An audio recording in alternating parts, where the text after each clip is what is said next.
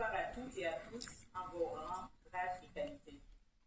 Tout d'abord, je tiens à vous remercier pour votre présence parmi nous en ce jour, afin de mettre à l'honneur la littérature et la mode avec Alimatou Sadia, qui a été élue en 2004. Madame Sadia est une jeune écrivaine guinéenne.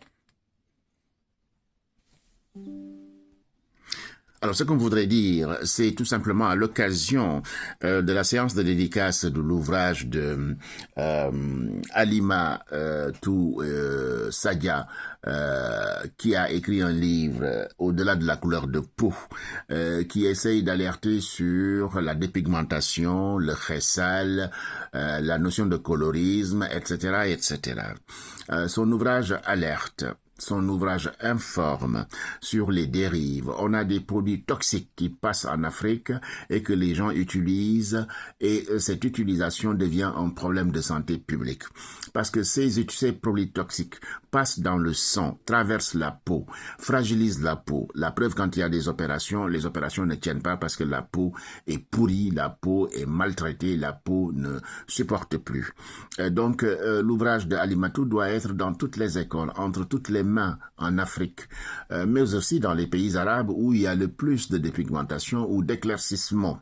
Alors, ce qui est important, c'est d'utiliser effectivement les bons produits. Et nous avons des bons produits comme le beurre de karité, etc., etc., etc. Nous avons des jeunes aussi qui créent, qui inventent des produits pour nos peaux. Et il est extrêmement important d'informer que la peau noire, on n'a pas le complexe de la peau noire. On doit être fier de toutes nos peaux, qu'elles soient claires, blanches, noires, etc. Nous sommes juste contre, ou nous alertons contre la dépigmentation. Il faudrait que cela soit bien compris.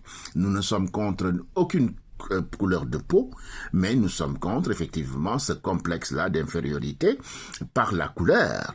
Et donc quand les gens se dépigmentent, c'est que ils ont mal quelque part, et peut-être qu'on ne leur a pas bien expliqué les choses. Et l'ouvrage de Alimatou vient combler effectivement ce vide-là et alerte les institutions et les États sur la nécessité d'interdire les publicités qui appellent à se dépigmenter, ces produits-là qui ne sont pas bons, etc., etc., etc. Voilà. Voilà. Donc, c'était dans le 15e arrondissement avec l'association Dekal Tiosan. Un spécialiste, Cheikh Anta Diop, qui a bien dit que le premier homme était noir.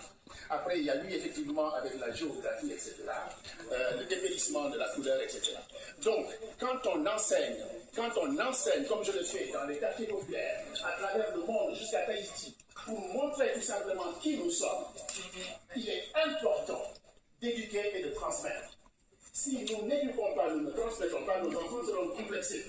Je travaille beaucoup sur la peau noire, je travaille beaucoup sur les coupées noires, mais même avec les noirs, j'ai des coupées qui nous ressemblent. Parce que nous ne sommes pas contre les femmes blanches, nous ne sommes pas contre les femmes claires, nous sommes contre la dépigmentation. Il faudrait que ce soit clair. L'autre chose que je voulais dire, tout simplement, on a dit dans le film que le Sénégal interdit, vous savez très bien que dans les pays africains, il y a des problèmes de contrôle. Tous les produits passent en Afrique à cause de la corruption.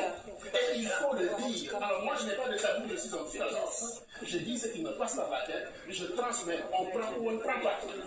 L'Afrique laisse passer tout, y compris dans l'agriculture. Y compris dans l'agriculture. Dans tout. Et nous ne savons pas transmettre. Et on a tellement de tabous de parler à nos enfants que quand je vais dans les quartiers populaires, je vois des filles noires d'une beauté extrême. Moi, je suis sénorienne. Je ne sais pas si vous connaissez très bien Senghor. Femme noire, etc. Son beau poème. Et après, il a marié une blanche. L'amour n'a pas de couleur. Je voudrais tout simplement qu'on soit extrêmement vigilant là-dessus. Et je vais terminer. Alors là, c'est le doyen Doudou Diène.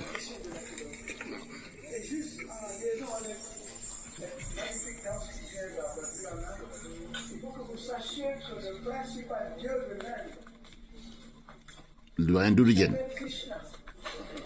Krishna. Il est noir. Et il est peint en bleu dans la peinture indienne. Et Krishna veut dire noir en langue du sud. universaliser cette question. Dépasser la construction que l'Occident a faite pour légitimer l'esclavage en essentialisant la couleur de la peau. Historiciser. L'Afrique a existé bien avant la colonie d'Europe.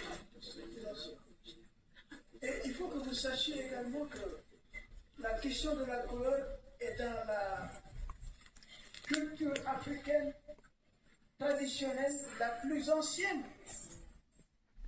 Chez les Dogons, le blanc est lunaire et le noir est solaire. Et le lunaire est plus fragile. Donc, nous parlons des choses profondes, historiques. Il ne faut pas les limiter par cette façon. Donc, ce que je voulais simplement dire, c'est que magnifique danse de l'être. Merci. Magnifique.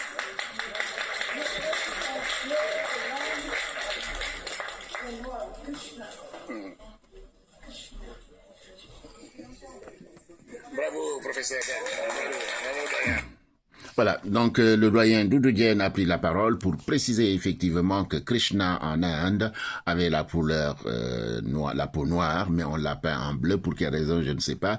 Et il a introduit aussi le concept de couleur chez les Dogons. Et ce sont des informations qui sont importantes pour que nos enfants comprennent effectivement. N'ayons pas le complexe de notre peau, qu'on soit blanc, noir, jaune, vert, etc. Nous sommes ce que nous sommes. Mais le colorisme, essayer de changer de couleur de peau pour ressembler à l'autre parce que notre couleur, on nous dit qu'elle n'est pas belle, c'est faux. C'est à vous de donner du sens à votre peau.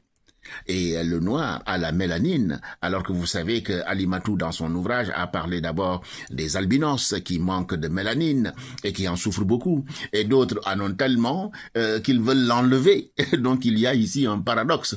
Donc c'est tout ce qu'elle a voulu montrer dans son ouvrage, extrêmement important et très pédagogique. Il faudrait l'avoir au-delà de la couleur de peau. Alimatou Sadia. Excellent ouvrage que je conseille à tout le monde. Merci beaucoup. Pape Bakary Sissoko, vous m'excuserez sur la qualité de la vidéo, etc. Je ne suis pas un professionnel, mais vous entendez les voix et c'est le plus important. Si le son est faible, montez-le. Et puis voilà. Ce qui est très important pour moi, c'est la voix, c'est ce qu'on dit, ce qu'on partage, etc. Merci beaucoup. Suivez-nous, abonnez-vous et à très bientôt. Que Dieu vous garde. Pas de complexe sur la couleur de peau. À bientôt.